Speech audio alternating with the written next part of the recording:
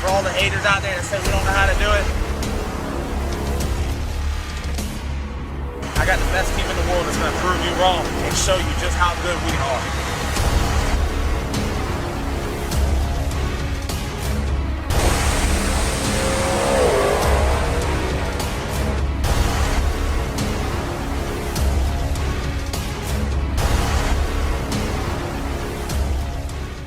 As you can tell, it is still raining in Florida. I'm glad that my dad and I made the decision last week to go to House of Hook to test the car so we can be able to get a tune-up on it, get an A to B pass going down the track, and get ready for South Georgia. It helped us be able to go there, be prepared, be ready, and I didn't think we would get the win out of it, but that's just the icing on the cake. So in today's video, we're gonna be doing a little recap of our weekend, talking about how Prenup performed, what do we have to do moving forward, getting ready for Cordova, Illinois, and where we stand in the points for Street Outlaws Season 4 of No Prep Kings. Yes, it has been raining sideways. That's the reason why the pole barn has a bunch of water in it. We do have the ground, I guess you say, at level and have the water flowing around the property, but from the wind and everything from the rain, it does blow the water in. As you can see, that area is dry, that area is dry, that area is dry. It's just where everything settles at the end. Before we get into this video, I want to go ahead and I read almost every comment on Facebook. There's a lot more comments now that we have won than there normally are, but I've been getting caught up on them. I've been making posts. I've been trying to talk. I've been trying to interact with the fans and y'all as supporters. But a lot of people have been talking and asking or commenting about why are the shoots coming out so early? Well, so we got there Friday night. We had to race our way in because we got beat by Scott Taylor down at West Palm Beach. When we got beat by Scott Taylor, that kicked us out of the points. So we had to race our way in Friday night. That's the reason why we had to go test the House of Hook. That's why we had to get an A to B tune-up on it, because I couldn't come off the trailer Friday night with racing my way in and with the tune-up that I had for our first pass at House of Hook. We would have just got our ass beat. So, South Georgia Motorsports Park, Friday night, race your way in. We had to pull chips.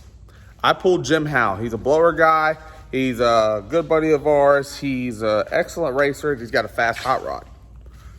So when we pulled him, me and Dad, we had an A to B tune-up inside the car we thought was comfortable to win the race. If we won the race, we were in the Saturday night event to run with the big guys. You know, Ryan Martin, Lizzie Musey, Kai Kelly, all them people. We went out there at 2.4 seconds into the run. The power shut off in the car. I had no power, had no throttle, had no dash, no lights, nothing.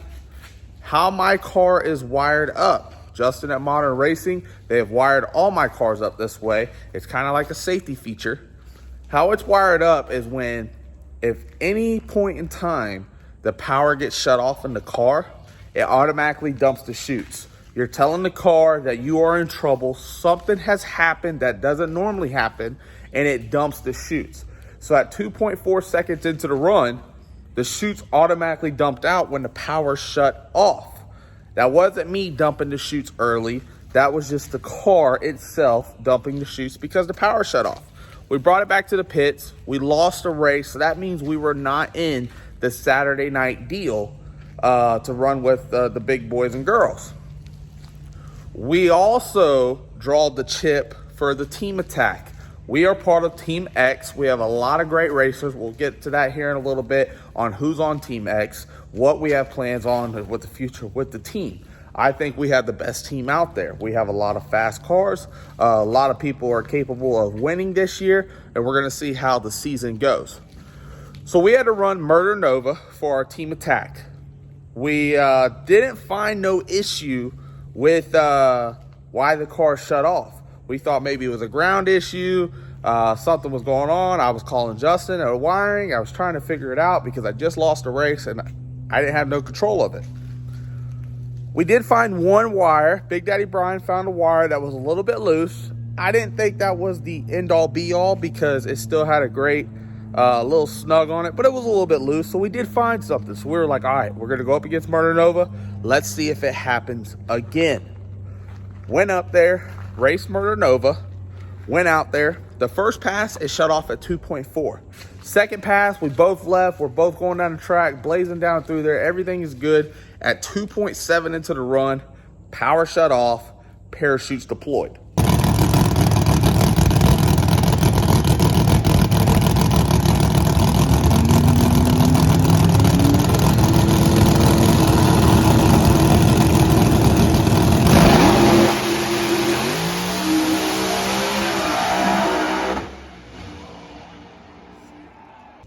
That's just how the car is wired up. So that wasn't me dumping the chutes out at half track. At this point, I've done lost 2 races over not mine, my dad, or the crew's fault, just something happening, our luck here lately. So we had a serious issue and I was trying to figure it out. My dad was trying to figure it out. We were out of the race. Well, we didn't really know what we were going to do because at this point, we were going to have to go race our way into Cordova, Illinois in a few weeks. All right, so I had to sit down for this one because this is where the whole story turns and where it starts to look good for us, for me, for my whole race program. So we lost both grudge races. We're out of the points race. Everything is just going downhill. We did find the issue, though, on the second pass. So what was going on was, I'm guessing from the vibration of the car, because this car does vibrate everything. All the bolts always come loose, everything. We always have to tighten stuff up. We're always checking over everything. Me, my crew, Big Daddy Brian, Art, Eric, Tony, Crazy Kyle. That's the name we're going to give Kyle. That's Crazy Kyle. A couple people have been asking what we're going to name him, but we got Crazy Kyle on the team now. We're always checking stuff. So what was happening was the vibration going down the track, my main cutoff switch inside the car, the on-off switch, was shutting off throughout the run. I don't know about the vibration, what was going on, but it was shutting the switch completely off. It was deleting all the power, and that's why it was dumping the chutes out. Same thing will happen if there is an explosion in the car. On top of the intake, we have a wire that goes through there. And if I ever pop a burst panel, explode the motor, that wire will pull apart because of the explosion. It'll, 1, dump the chutes out, and 2, shut the ignition off. It's just a safety feature. It's what everybody runs at NHRA. That's how we wired this car up, and that's what we got going on. So now we found out that the power switch is cutting on and off inside the car. I did not have one there to switch it out. We were gonna run the Future Street Outlaw deal. It paid like $5 grand to win. That was our goal going into Saturday. So I told my dad, I said, we need to figure this out. When we found out the power on-off switch was shutting off, Art, he come up with some redneck engineering. He went ahead and drilled a hole in the top of the switch and said, why don't we just shove a screwdriver down in there and they can't shut off then. It'll be up against the frame rail, and I'll actually drop a photo here real quick so you can see exactly what we're talking about. But it's up against the frame rail. No matter what happens going down the track, it cannot shut off. So that's what we did. We went ahead, we fired it up. We fired it up in the pits. Everything was working. No vibration, anything going on. Screwdriver's in, it's working. Production crew came up to me and said, hey, there was 26 of y'all that was racing your way in. 13 of y'all won. So that means that 3 of y'all have to pull a chip out of the 13 losers to be able to get into the invitational race. Well, with my luck lately, I was like, you know what? I ain't even going to pull the chip because I ain't going to pull the lucky one. But anyways, I went up there. We all pulled the chips, and I pulled the lucky chip. It had the star on it. That means 3 out of the 13 drivers pulled a lucky chip with a star on it, which allowed us to complete the 32-car field for the invitational race on Saturday. So that answers the question on how I lost my races and being able to run in the invitational race. They will do that at every event. The next event we go to, they will take the top 24 in points. The rest of the guys will race their way in for the final 8 spots to make it a 32 car field. So that's how I was able to get my race in. Well, now I went back to the pits. I told all my guys, told my dad, they're all excited. I'm excited because now we're not running for $5 grand, we're running for $40,000. And I feel we had a confident car, a confident program. We just had little small shit happening to us, the power shutting off. Well, now with Arts Engineering, we got us a new power switch setup, screwdriver inside the car. Power is not coming off at all. Yes, I know I haven't shaved either, so y'all be a little gentle in the comment section. But rolled into Saturday. We are having great power now, not shutting off. Everything is working. We're going up for our first chip draw. If you have been following the channel, you have been following the races, I suck at chip drawing. It's just how it is. I don't know. It don't matter if I pull first, if I pull last. I just can't seem to pull anybody but the fast guys. Pulling Ryan Martin in the first race, pulling Scott Taylor in the second race. Went up there, pulled a chip, had to run Mike Murillo. He is a very fast guy, twin turbo setup out of Texas. Yes, we were confident in our car, confident in our program, but still had to run first round. So went out there, got everything ready. Dad has been on me hard here lately about cutting a light. These cars are so fast, and everybody is kind of in the same ballpark right now. It basically comes off of who leaves off the tree first. If you can leave on somebody, it's hard for somebody to drive around you. So went up there, ran Mike Murillo, first race, cut a good light, was out in front. Now we're going to get to talking about why the chutes come out early before the finish line. So with the type of racing that we do, it's very slippery. Yes, the tracks get good throughout the rounds, but that's only because all the big tire guys are doing 300-foot burnouts. When you're doing the burnouts, you're laying the rubber down, everything is good. The track is pretty good up front. You can go sub 1 flat 60 foot, sometimes 990 60 foots. But from the 330 to the 8th mile, it's like an ice skating ring. There's no rubber out there. We had rain in Georgia, everything about it. It was nice and slippery. I have wrecked a car before. I do hope, pray to God, knock on wood, I don't wreck a car again. I don't put myself in that situation. I'm not going to try to be a hero. I will race another day. I have learned that. So whenever the car gets a little squirrely for us, I dump the chutes. So when the car's going down through there, I dump the chutes and I drive through the chutes. The chutes deploy, it helps straighten the car back up so I can stay under power to make it to the 8th mile, to make it to the finish line. That's the reason why the chutes were coming out early on the passes.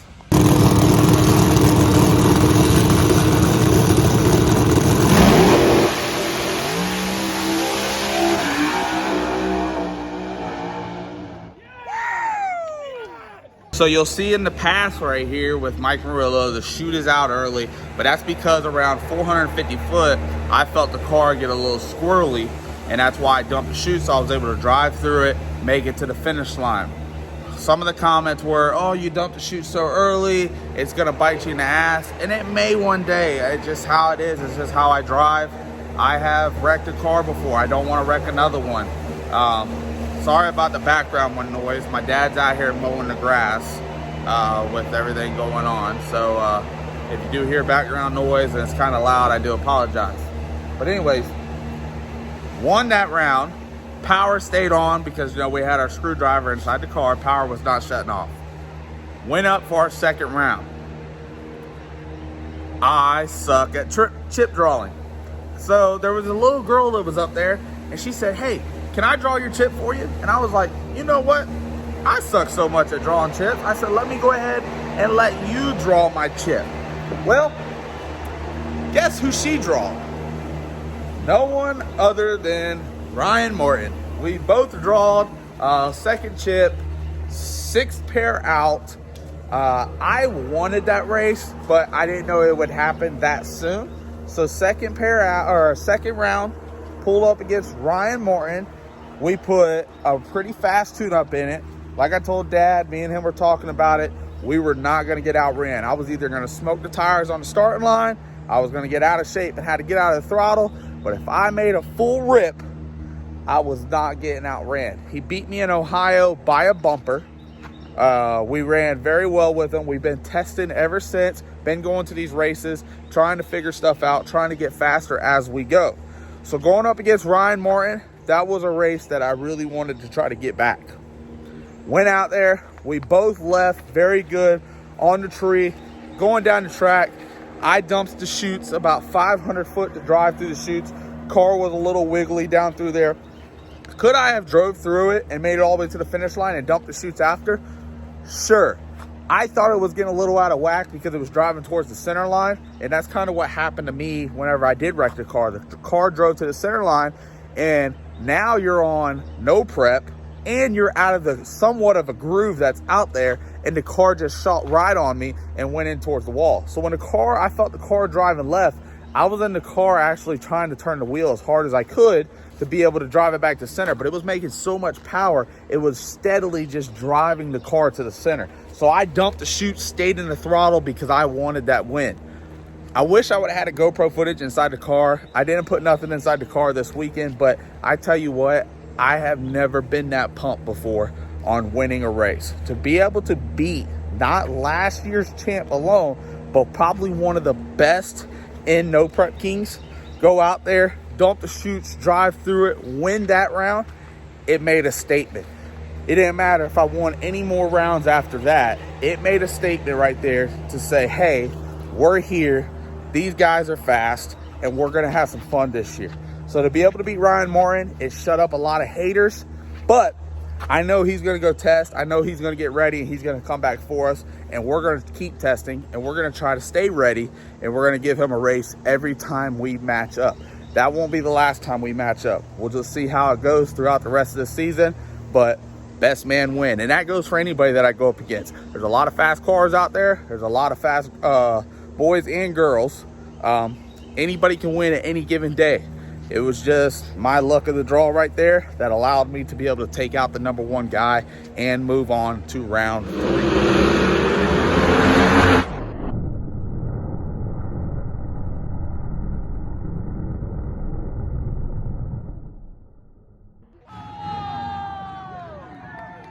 All right, guys, so we came inside the house. It's just a little too loud outside right now, but beat Ryan Martin. We're going into round 3.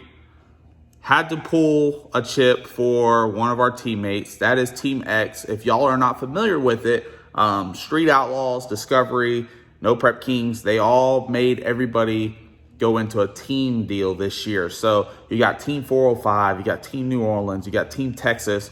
Well, I don't really have a team because there ain't too many people in Florida that race at the caliber that I race at. So they basically, what they do is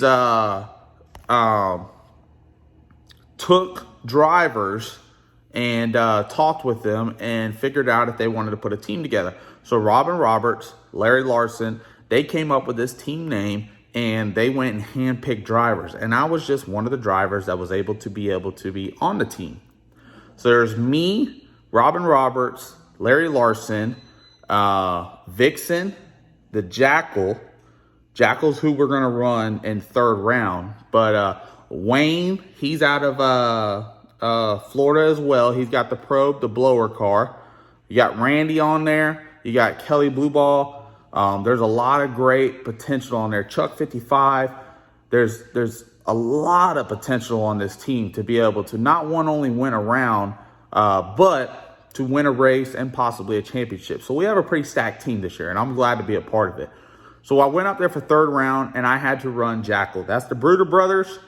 That's who we pulled the chip against. It kind of sucks because it's one of our teammates, but went out there. They were having issues with their engine. They said they were down a cylinder with everything going on, but I just went up there. I ran my race. I cut a good light. I left.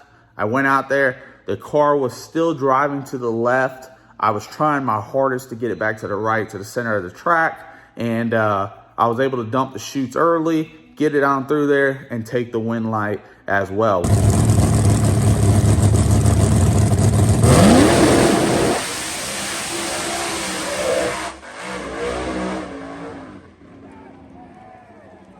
when we got back to the pits, I talked with my dad and I told him, I said, man, listen, we got to make a bar change. We got to do something. And he was on board with me too. He came right up to me. He's like, hey, I need to make a bar change because the car's just driving too hard to the left on you. And that's because we're applying more power. And now that we're applying more power, we may have to make a chassis change to be able to make the car drive more straight. It's just driving left very hard. So he jumped up underneath the car as the guys were servicing it. Brian, everybody, Crazy Kyle, Tony, Art, they're all up in the front of the motor. They're servicing it. Kyle's packing the chutes. I had to go pull chips. My dad made a bar change to be able to help the car drive a little bit straighter. Go up for round 4, and we pulled our teammate again, Robin Roberts. This time, went out there. Dad, I have a kind of a hard issue. I've mentioned it before. I have talked about it on the channel. This car, the doors are very long, and I sit very far back into the car. Well, where the A-pillar is, some tracks, if the tree is like way out there, I can see well. But if a tree is like extremely short, it's hard for me to see when I'm in the right lane. When I'm in the left lane, I can see everything because I look across the windshield, everything's good. But when I'm in the right lane, every once in a while, the tree will get right in front of the A-pillar. So it was a little tough on the first 2 rounds in the right lane to be able to look to see where we were at against Ryan Martin and against Jackal. When we went out to the 4th round, there was a bald spot in the track, so Dad had to move me up on the top side of the track. That means when you're on the top side, you go closer towards the center of the track. So that's where he lined me up. Well, when he lined me up, I was trying to find the tree. If you watch the video, you'll see how long it takes me to go set the first bulb, let alone set the second bulb.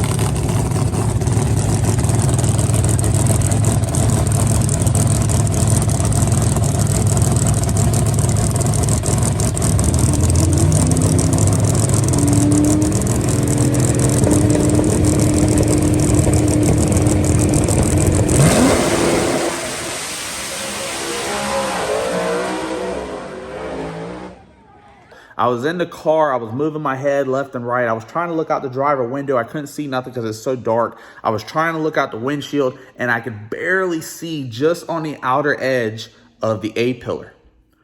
Well, went up on the chip, got up on the brake, and this tree, for this weekend, some reason, and a lot of drivers were talking about it too, the tree was taking awfully long for it to drop. I mean, you were on the chip for 4 or 5 seconds before the tree would drop.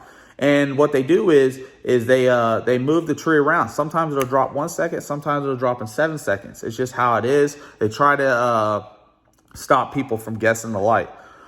Well, I could barely see the tree and everything was going on because I'm so tight inside the car on the belt. And I was on the brake and I was holding it. And I was like just looking out the right corner of my eye, just on the outside of the A-pillar.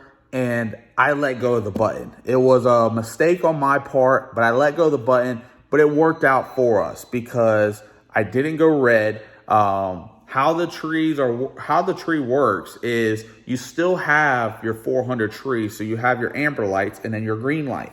They just take the amber lights off of the tree so you only see the green.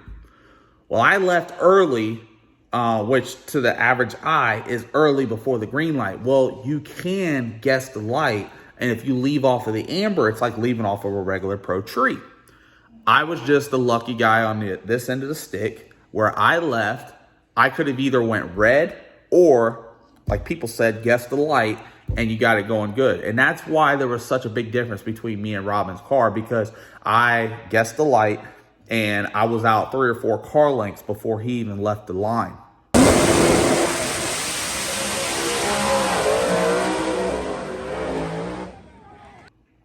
When we got down to the other end, I didn't celebrate. I didn't do nothing because I don't race like that. I have a fast enough car. I don't have to guess a light. I just had an issue with looking at it, and I just let go of the button. So when I got to the other end, I hopped out of the car immediately. I went over to Robin's car, and I said, man, I'm sorry. Like, I don't race like that. It is what it is, but I want to let you know that that was an accident on my behalf. I've never had to leave early. I don't plan on leaving early. I explained to him about the A-pillars in the car. Larry Larson explained it to him as well, because Larry has a Cadillac, which is similar to mine, and he goes through the same stuff that I go through with it, having the A-pillars in the way, it being a long door car and us sitting so far back. There is some times where it's hard to see. Robin and the crew, they were a great sport about it. They understood. I wish we could have had a little bit closer of a race, but like I said, I was just the lucky guy on the stick that day. And when I guessed the light, I guessed it right, and I was able to win that round. Going up against a teammate, it kind of sucks doing that, but I didn't celebrate at all for that round. All the other rounds, I was hooping and hollering, but for that round there, I was just in the dumps because I don't like to win a race like that. But when he came over to the pits, right before we were going up to run Jerry Bird in the finals, he come over to the pits and he said, hey man, I accept your apology. You need to go win this thing. It's all right. Everything's going. We'll get it next time. My whole mood and everything changed from there. From that point forward, I knew he was accepting of it. I accepted it. It is what it is. We were going into the final round. I was getting hyped up. I needed to go win this race, not for me and my crew, but for Team X as it is.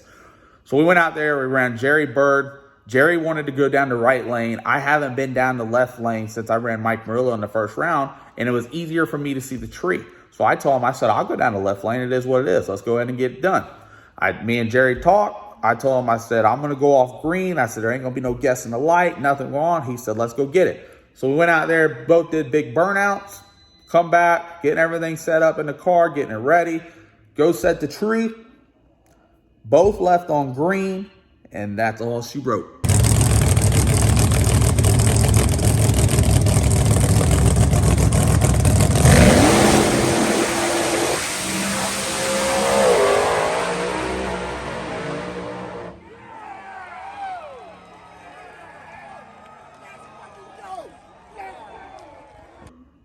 Justin Swanstrom, prenup, our crew, everything about it, took the win home for our third No Prep Kings race.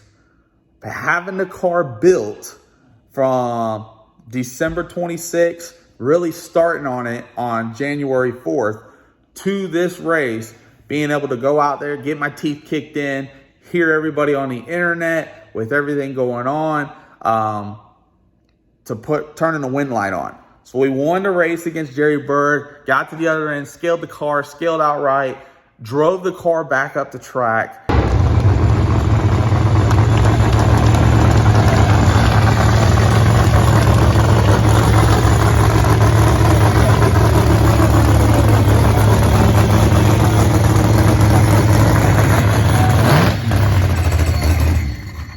Swan Gang, baby, let's do it! Collected my money, did my interviews, went over there and shook their hands, congratulated them for one, making it to the finals and making it a close race. It was a close race by looking at the video. I never seen them because the helmet that I wear blinders in the car, so I never see nobody in the other lane. You will have to be 2 or 3 car lengths out in front of me for me to be able to see you or what's going on. So I never saw nobody. I was just running my race, but the car shot out of there like a rocket, drove straight all the way down the track, dumped the chutes at the end, ran a very fast number, and took home the win. But that's probably the most recap that I can give you. I have been posting online every day, thanking everybody, trying to respond back to comments, respond back to messages, everything going on with the whole entire program in the car. I do want to thank a lot of people, which we will have them in the description down below. And that is the people that have came on board with this build. One being y'all. Y'all watch every video. Y'all like, y'all comment. But all our sponsors, we got Proline Race Engines, we got ProCharger, we got Neil Chance Converters, we got Quick Drive, we got Liberty, we got MagFab Beadlocks, we got Strange Engineering, Carmack Engineering, CJ Race Cars, Swan Productions, Swan Gang, Swan Army. I mean, we got a lot of people that are on board with this thing. And I can't thank each and every one of y'all. Y'all are what helped us put it in the winner's circle. My crew, Big Daddy Brian, Art, Eric, Tony, Eric wasn't able to be there because he had a little baby boy. So y'all go ahead and drop a congratulations down for Eric. Him and his wife brought in their second child. So now he has 2 boys, but he was not able to make it to the race. But Eric, Art, Crazy Kyle, Big Daddy Brian, Tony, my mom, my dad, everybody there, Rodney, all of them, they helped out to be able to get us to that point and win the race. All right, so now that we won the race, we're not going to make this video too long. We're going to go ahead and collect the money, say hello to the haters. But we want a lot of people we want to thank, and we're going to go ahead and talk about where we're at in points. So we've already went through and named off most of the people that's been on the car. Without them, I really wouldn't have been able to do what I did. And that's all the way down to my family, to y'all, being part of Swan Gang, Swan Army, buying up all the merch from the parts, Neil Chance Converters, sending us out parts after parts after parts, overnight and stuff, getting it 100% ready. Modern Racing, wiring the car in such a good time frame to be able to get us out there on the track. Cameron Johnson Race Cars, him and them guys knocking everything out. Strange Engineering getting me parts. Mincer Shocks getting me shocks, struts, everything around the car. Anything that I've asked for from Proline, everywhere, everybody has been helpful. So we all did this win together, and this ain't going to be the last one. So we'll see where it goes. But now we get to talk about where we are at in points. You may have seen it online, but I'm going to go ahead and let you know now. With our win in South Georgia for the 3rd race of Street Outlaw No Prep Kings, we are 2nd in points behind Ryan Martin. We roll into Cordova, Illinois here in 2 weeks to see how we do. Maybe we can go some rounds. Maybe for luck again, we'll pull off another win. But we're chasing the championship. We're going to see how it is. We got, I think, 11 or 10 more races with this season. We'll see how that goes, and we'll see who's at the end winning the championship. But I tell you, man, this is a pretty fun feeling, and I'm glad for everybody that's been a part of this. Even my dad, he tuned on the car this weekend. We had Petty for the first 2 races in Ohio and West Palm Beach. Dad took over the tuning for House of Hook and rolled into South Georgia. So that was pretty awesome for him to be able to get a win. It was awesome for me to get the win. And I know my guys have been busting their ass, and it was awesome for them to get the win with everything going on. But I'm Justin Swanstrom. Stay tuned if you haven't done it already. Subscribe to the channel. Turn that bell notification on because we got some cool stuff happening on the channel here soon. We got a giveaway coming, and we also have to tear down the motor and prenup. We got roughly about 25 to 27 passes on it. We need to put rods in it. We're going to have that done before we hit Cordova because the month of July is going to be crazy. We're racing every weekend all around the United States. We're going to have to leave the rig in special spots of the states up north to be able to fly home, fly back in to be able to hit the next race. Hopefully we don't have no catastrophic damage or any kind of engine failure, and we're able to hit all the races in July, have fun, and see if we can pull out a win. But I'm going to see y'all later. Got to collect the money, guys. Thank you again. And if you haven't done it already, head over to the website, JustinSwanstrom69.com. We got new merch online with a lot of stuff coming. I'll see y'all later.